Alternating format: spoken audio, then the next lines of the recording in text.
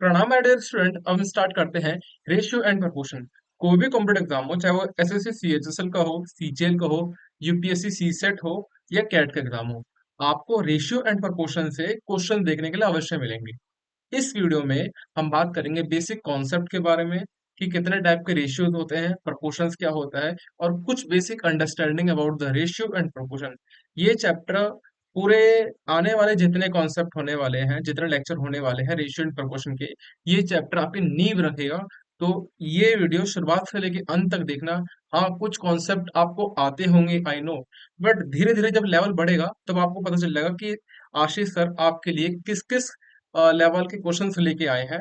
आपने अगर time and work भी देखा होगा तो आपको इतनी अंडरस्टैंडिंग हो चुकी होगी कि आशीष सर ने किस लेवल पे क्वेश्चंस आपको लेके आए थे। तो चलिए शुरू करते हैं रेशियो एंड प्रोपोर्शन। तो सबसे पहले बात करें कि रेशियो मतलब होता क्या है। रेशियो, इसका हिंदी मीनिंग होता है अनुपात। रेशियो का एक्चुअल मीनिंग है किसी चीज की कंपैरिजन करना। क्या कह रहा हूं? किसी चीज का कंपैरिजन करना इज कॉल्ड द रेशियो। और इसे हम फ्रैक्शन में लिखते हैं, ठीक है, ए अपॉन में बी फ्रैक्शन में लिखा जाता है। कंपैरिजन किस चीज का होता है? सबसे पहली बात, कंपैरिजन करोगे तो किस चीज का होगा? घर में आपने कंपैरिजन ऑब्वियसली देखा होगा कि शर्मा जी के लड़के को तो 90% आया है, तेरा तो मात्र 70% 70% आया है। तो भैया, तो अगर हम देखें तो कितना ज्यादा, किस रेशियो में ज्यादा होगा? तो 90% शर्मा जी का, और आपके यानी कि यू कितने भाई? 70%। तो परसेंटेज अगर मैं हटा दूं, परसेंटेज से परसेंटेज कैंसिल आउट, इसका मतलब जो कंपैरिजन हो रहा है वो सेम आइडेंटिकल थिंग का हो रहा है। We must be noted that कि जो कंपैरिजन हो रहा है इधर, वो सेम आइडेंटिकल थिंग का हो रहा है। ये पहली बात है, ठीक है, सेम आइडेंटिकल थिंग का। तो 90 और 70 का रेशियो क्या करेगा? 9:7। कॉन्सेप्ट क्लियर हुआ? यानी कि शर्मा जी के 9 नंबर थे तो आपके 7 नंबर थे। That's it. क्या? अब एक और एग्जांपल देखो कि घर में जब सुबह सुबह दूध देने वाला आता है तो हम कई बार कहते हैं, यार तुम तो लगभग 1/4 तो पानी मिला रखे हो उसमें से। अगर आप 1 लीटर लेते हो, लगभग 1 लीटर यानी कि 1000 ml, तो 1000 ml में 250 ml, 250 ml, तो उसने अगर मिल्क मिला रख मिल्क सॉरी 250 ml अगर वाटर उसने अंदर डाला है और बाकी 750 ml सिर्फ मिल्क है, तो रेशियो क्या होगा? ये हमारा है वाटर, ये हमारा है मिल्क। तो रेशियो देखोगे, कैंसिल आउट करोगे तो ml से ml कैंसिल आउट हो जाता है, और कैंसिल आउट होने के बाद 1:3 आया। इसका मतलब जो वाटर था वो 1 है और मिल्क कितना है? 3 है। एक चीज दोबारा देखना कि यहाँ से रेशियो के अंदर यूनिट नहीं आएगा लास्ट में, यूनिट भी कैंसिल आउट हो जाता है। तो रेशियो कब निकलता है? किसी भी चीज का जो सेम आइडेंटिकल थिंग होता है, जब हम दो चीज को कंपैरिजन करते हैं। अब क्या दो ही चीज कंपैरिजन होती है? नहीं, दो या दो से ज्यादा चीज का कंपैरिजन भी होता है। ठीक है, कोई डेफिनेटली ये नहीं है कि दो ही चीज का कंपैरिजन होता है। 3 जनों का कंपैरिजन हो जाएगा, जैसे कि मोहल्ले में 3 जनों के रिजल्ट आया, तो भैया 3 जनों से कंपैरिजन हुआ कि नहीं हुआ? 10 जने से भी हो जाएगा, 15 जनों से। दो या दो से ज्यादा अगर कंपैरिजन करना होगा तो क्या इस्तेमाल करेंगे? रेशियो का। अच्छे लेवल पे क्वेश्चन बनते हैं इससे। अब हम जानेंगे कि रेशियो को एक और चीज सबसे सिंपलेस्ट फॉर्म में लिखना। पहला यहाँ पर दो चीज इंपॉर्टेंट लिखवा दे रहा हूँ मैं आपको, इंपॉर्टेंट है। और साथ में आप एक काम करिएगा कि जैसे मैं भी पढ़ता हूँ तो मैं क्या करता हूँ, एक पेपर और पेन लेके बैठता हूँ ताकि उसको नोट डाउन करूँ, जो जो इंपॉर्टेंट पॉइंट है, जो जो कॉन्सेप्चुअल पॉइंट है उसको नोट डाउन करूँ। तो सबसे पहले आप लिखना,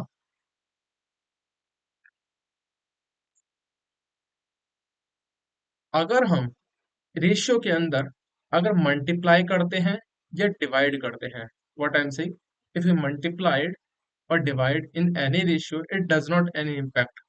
तो उस पे कोई इम्पैक्ट नहीं पड़ेगा, नो इम्पैक्ट। ठीक है। दूसरी बात कि रेशियो को एज सिंपलेस्ट फॉर्म में लिखा जाता है। क्या कह रहा हूं? जितना सिंपलेस्ट फॉर्म में आप लिख सकते हो, तो रेशियो को उस सिंपलेस्ट फॉर्म में लिखा जाएगा। पहला चीज मल्टीप्लाई और डिवाइड करने पे कोई रत्ती फर्क नहीं पड़ेगा किस पे, रेशियो पर। और दूसरी बात ये है कि रेशियो को सबसे सिंपलेस्ट फॉर्म में लिखा जाता है, दैट्स इट। अब आइए टाइप ऑफ रेशियो। सबसे पहले बात करते हैं कंपाउंडेड रेशियो। आप में से बताइए किस किस को पता है कंपाउंडेड रेशियो का मतलब। क्या कहा? कंपाउंडेड रेशियो क्या होता है? देखो, अगर हमारे पास दो रेशियो गिवन है, जैसे कि ए रेशियो बी फ्रैक्शन के फॉर्म में लिख सकते हैं, और दूसरा गिवन है सी रेशियो डी। क्वेश्चन ने पूछा कि आपको बताना है कंपाउंडेड रेशियो कितना होगा, वो बताना है। तो कैसे करोगे? सिंपल से मल्टीप्लाई कर दो ए इंटू सी और बी इंटू डी में। It is nothing about to worry कि क्या करना है, सिंपल से मल्टीप्लाई कर दो कंपाउंडेड रेशियो में। तो एक एग्जांपल लेते हैं, जैसे 2:3 और दूसरा है हमारा 5:7। So what we have to do, the 2 into 5 which is what, the 10, and 3 into 7 which is what, the 21। तो रेशियो क्या निकला? 21 और 10 और 21 का निकल के आ चुका है। Now here the second thing is that कि डुप्लीकेट रेशियो क्या होता है। डुप्लीकेट रेशियो क्या होता है? अगर हमारे पास कोई रेशियो गिवन है ए रेशियो बी, ठीक है, ए रेशियो बी गिवन है, अगर हमको उसका डुप्लीकेट रेशियो निकालना है, तो क्या करो, आप इसका स्क्वायर कर दो। क्या कहा? डुप्लीकेट रेशियो क्या होता है? जो आपको रेशियो गिवन है उसका अगर आपने स्क्वायर करते हो तो डुप्लीकेट रेशियो कहलाएगा। एग्जाम्पल के तौर पे 2:3। Now the question ask you what is the duplicate ratio, तो obviously it is what, the 4:9। Concept clear हुआ कि नहीं? Now, the third one is about the sub duplicate ratio। सब डुप्लीकेट रेशियो क्या होगा? जैसे कि हमारे पास ए रेशियो बी है, ठीक है, अगर हम उसका स्क्वायर रूट करते हैं, व्हाट आई एम सेइंग, अगर हम इसका स्क्वायर रूट करते हैं तो हमारा सब डुप्लीकेट रेशियो कहलाएगा। जैसे कि रूट ए और यहाँ पर रूट बी। तो एग्जांपल देखो, जैसे 4:9 लिखा आपने, तो इसका सब डुप्लीकेट रेशियो क्या होगा? √4 और √9। Further if you have to solve it, what you get it, the 2:3। Concept clear है कि नहीं है? अब एक और देखो, अगर मैं लिखा 5:7 लिखा, ठीक है, तो अब पूछा कि इसका सब डुप्लीकेट रेशियो क्या होगा, तो √5 और √7। आई होप यहां तक तो कॉन्सेप्ट आपको क्लियर हो चुका होगा। अब फोर्थ आते हैं ट्रिप्लीकेट रेशियो।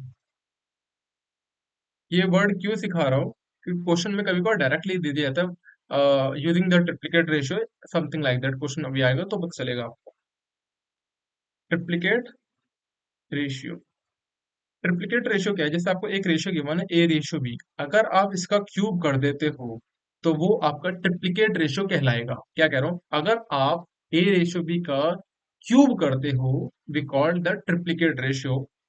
नाउ एग्जांपल है 2:3 सिंपलेस्ट फॉर्म में, ठीक है, और इसका क्या होगा, विच इज व्हाट, द 2 का क्यूब होता है 8 और 3 का क्यूब होगा हमारा 27। तो ट्रिप्लीकेट रेशियो सिंपली मीनिंग है। नाउ अब हम आते हैं फिफ्थ पॉइंट, सब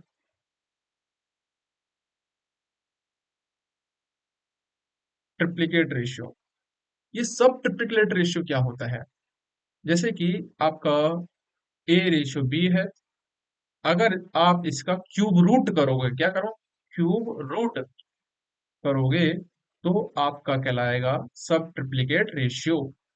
एग्जाम्पल अगेन आपके सामने है 8 और 27 का, तो इसका सब ट्रिप्लीकेट रेशियो क्या होगा?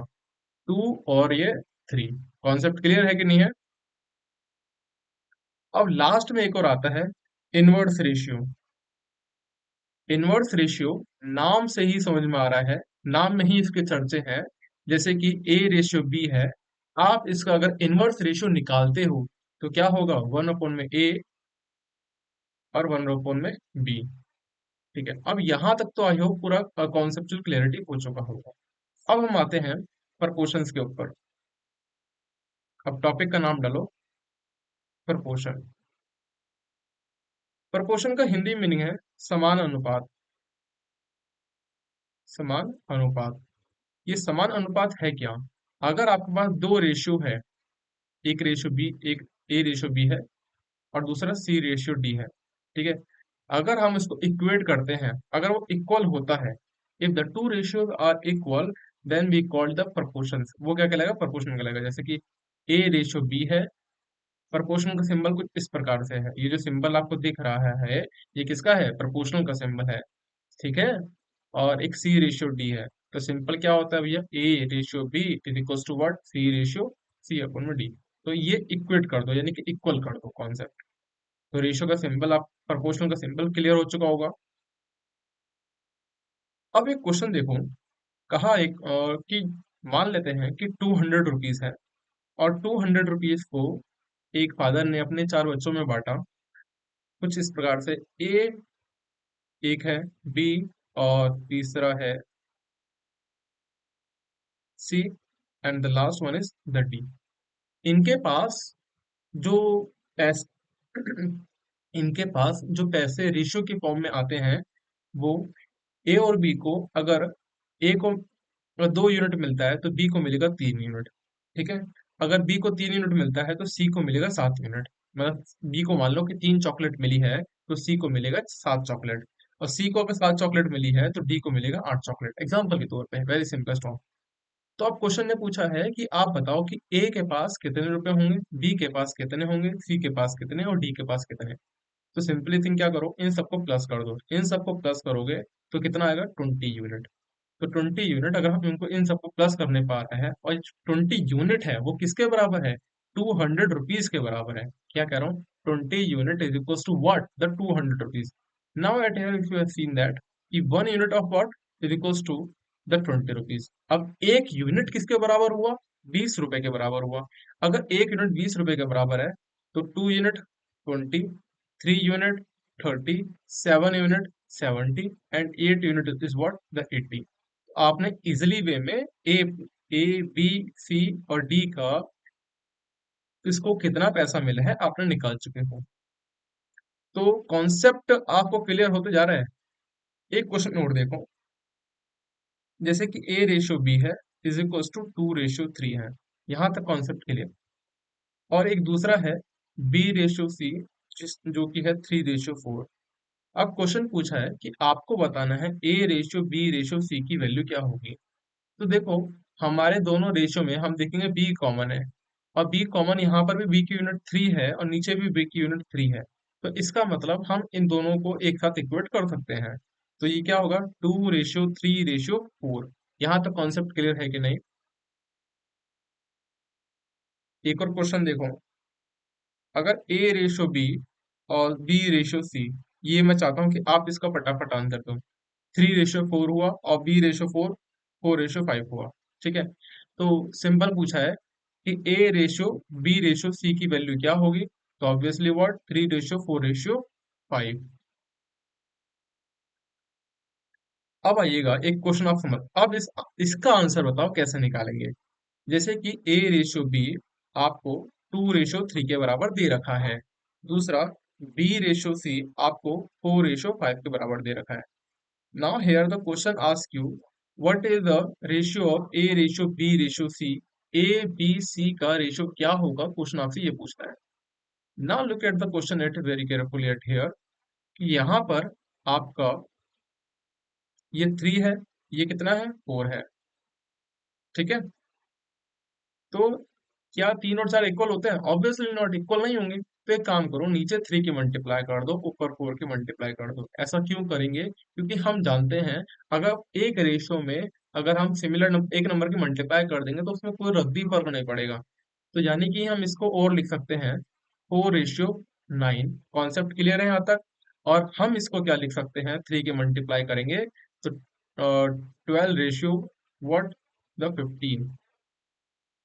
तो इसका जो रेशियो निकल के आया वो क्या आ गया? 4 रेशियो, सॉरी, 3 4 12, यहाँ पर टोटल 12 आएगा। तो 4:12:15। कुछ गलती तो नहीं हुई है? नहीं, 4 की मल्टीप्लाई होगी, यहाँ पर 8 आएगा। तो 8:12:15। यहाँ तक तो समझ में आया कॉन्सेप्ट। बट हर बार हम ये नहीं करेंगे, एक शॉर्टकट तरीका मैं आपको समझा रहा हूँ। और उस शॉर्टकट तरीकों को ध्यान से समझना क्या कहना चाह रहे हैं। मैं आपको एक चीज बताऊं कि राइट नाउ जो मैं वीडियो बना रहा हूँ, ये 2:05 का समय है, और इतनी शांति होने के बावजूद, ठीक है, सोच रहा हूँ कि बैकग्राउंड में ना नॉइज आए ना कुछ आए, बट हमारे गली का एक डोगेश भाई है, ठीक है, अगर कोई भी भटकता है तो भौंकने लग जाते हैं। आपको शायद स्टेटस सुनाई भी दे रहा होगा। सो इनको चुप करवाना तो ना के बराबर है। इसलिए क्या करो, रात के 2 बजे वीडियो बना रहा हूँ, ताकि क्या हो कि आपको डिस्टरबेंस ना हो, समझ में एकदम कॉन्सेप्ट क्लियर आए। बट फिर भी ये नेचुरल है, ठीक है। और हमको आदत होती है कि नेचुरल वॉइस में कोई पंछी, पेड़, ये जो भी हवा करता है, तो उसमें आदत होती है, इतना कोई डिस्टरबेंस नहीं होना चाहिए। तो देखो कि बात कही मैंने कि जैसे ए रेशियो बी, और इसकी वैल्यू निकालनी है। तो सबसे पहले क्या करो, ए और बी का 2:3, और बी रेशियो सी क्या दे रखा है, 4:5, ठीक है। तो सबसे पहले एक काम करेंगे, हमको ए बी सी का रेशियो निकालना है ना। तो आप एक काम करो, इस 3 को इधर लिखो, इस 4 को आगे लिखो, ठीक है। कॉन्सेप्ट क्लियर है बेटा? देखो, 2 4 8, 3 4 12, और 3 5 15। तो यहाँ से भी आपका आंसर निकल के आया है क्या, 8:12:15। आपका यहाँ से भी आंसर समझ में आ रहा है। यहाँ तक कॉन्सेप्ट क्लियर हुआ कि नहीं हुआ? अब आते हैं एक और नए क्वेश्चन पे। और क्वेश्चंस मैं कह रहा हूँ, मैं आपको एक से एक बेहतरीन क्वेश्चन, देखो अभी आपको एक एक मिनट में या 30 30 सेकंड में आपने नए नए कॉन्सेप्ट देखते जा रहे हो, ठीक है। एक क्वेश्चन का आंसर बताओ कि जैसे कि ए रेशियो बी, आपको अगर मैं कहता हूँ कि 1:2 है, बी रेशियो सी आपका 3:4 है। Now here the question ask you, what is the ratio of A ratio B ratio C. तो simply what you can do, 1:2, you have to write the A ratio B की value 1:2 है। Now B ratio C की value क्या है, 3:4 है। अब इस 2 को आप राइट हैंड साइड लिखो, और इस सी जो बी है इसको आप इधर लिखो 3। तो 1 3 जा 3, 2 3 जा 6, और 2 4 जा 8। तो 3:6:8 आपका आंसर आया है। एक और कॉन्सेप्चुअल देखो,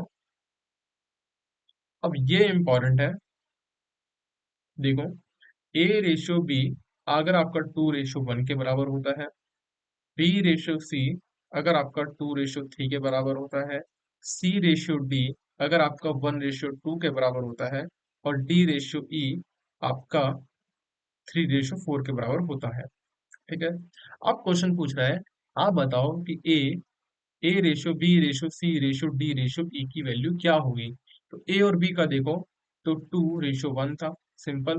बी और सी का देखो, तो 2:3 था। सी और डी का देखो, तो 1:2 था। और डी और ई का 3:4 था।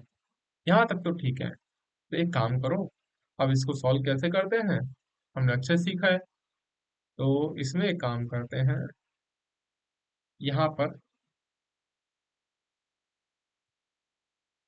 जैसे 1 है तो 1 को इधर लिखो, इस 1 को इधर लिखो, और ये 1 को इधर लिखो। 3 है, 3 को इधर लिखो, 3 को इधर लिखो। ये 2 है तो 2 को आगे लिख दो, ठीक है। यहाँ पर 1 को आगे ट्रांसफर कर दो, इसको 2 को पीछे ट्रांसफर कर दो। बहुत सिंपल तरीका है, कोई इसमें रॉकेट साइंस नहीं कि आपको नहीं समझ में आए। अब अब बच्चे जनरली क्या करेंगे, इसमें मल्टीप्लाई करेंगे। बट हमको और शॉर्टकट तरीका अपनाना है, क्योंकि हम एग्जाम तैयारी कर रहे हैं कॉम्पिटेटिव की। तो यहाँ देखो, 3 3 3 3 3, इन सभी में इस पूरे रेशियो में 3 कॉमन आएगा, बाद में मल्टीप्लाई होगा ऑब्वियसली। यहाँ पर एक पूरे रेशियो में जब लास्ट में मल्टीप्लाई होगा बी का, तो 3 मल्टीप्लाई में सी में भी 3 का मल्टीप्लाई, डी में भी 3 का मल्टीप्लाई, और ई में भी 3 का मल्टीप्लाई।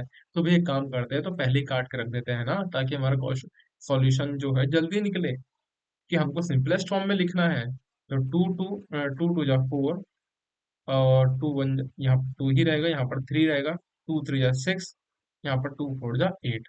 तो जो रेशियो निकला, 4:2:3:6 और रेशियो 8। यहाँ तक कॉन्सेप्ट क्लियर है? अब एक क्वेश्चन और देखो आप। कह रहा हूँ मैं क्वेश्चन भतेरे लेकर आओ कॉन्सेप्चुअल क्लियरिटी करवाने के लिए। A:B अगर आपका 2:3 दे रखा है, B:C अगर आपका 4:1 दे रखा है, और C:D आपका 1:3 दे रखा है। यहाँ तक तो क्लियर है कॉन्सेप्ट।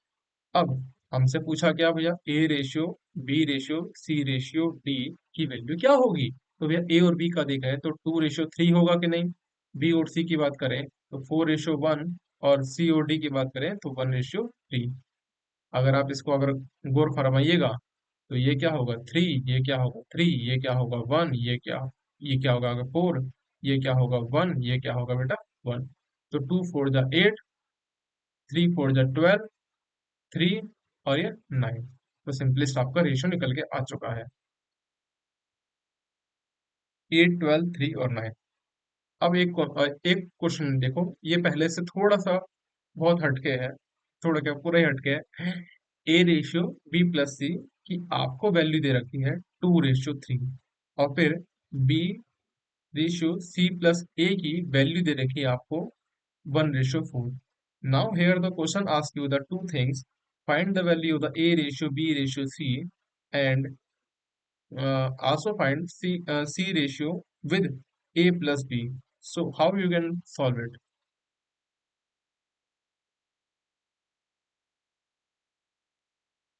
अब यहाँ आप एक चीज नोटिस करना कि यहाँ पर ऊपर देखो ए बी सी, यहाँ पर तीन है, ए भी है बी भी है सी भी है। तीनों को प्लस करने पे यहाँ पर आ रहा है 5। और यहाँ पर भी नोटिस करोगे ए बी सी को तीनों यानी कि बी प्लस सी प्लस ए को भी प्लस करोगे तो भी आपको 5 आ रहा है। यानी कि इस यूनिट में हम कोई दिक्कत नहीं है, इसको आप फर्दर बहुत सिंपलेस्ट वे में सॉल्व कर सकते हो। क्या करना, देखो यहाँ पर ए की वैल्यू कितनी दे रखी है, 2 दे रखी है 2। बी की वैल्यू यहाँ पर 1 दे रखी है। अब पूछूंगा सी की वैल्यू क्या होगी, तीनों को देखो एक ए 2 है बी 1 है, तो सी कितना होगा, सी होगा 2, क्योंकि इन तीनों को मिला के 5 आ रहा था हमारा। ठीक है, तो सिंपल थिंग 2:1:2।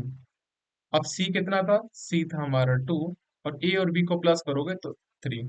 तो 2:3 हमारा निकल के आ चुका है। यहाँ तक जितने के जितने क्वेश्चंस कराए, कॉन्सेप्चुअल क्लियरिटी हुई कि नहीं हुई। आई होप आपको ये वीडियो पसंद आया होगा। अगली वीडियो में हम कॉम्पिटेटिव एग्जाम के क्वेश्चन स्टार्ट कर चुके होंगे। ये पूरा वीडियो जैसे मैंने आपको स्टार्टिंग में ही बोला था पूरा कॉन्सेप्चुअल था। अगर आपने वीडियो यहाँ तक देखी है तो लाइक अवश्य करना एंड कमेंट करना कैसा लगा आपको। Thank you very much.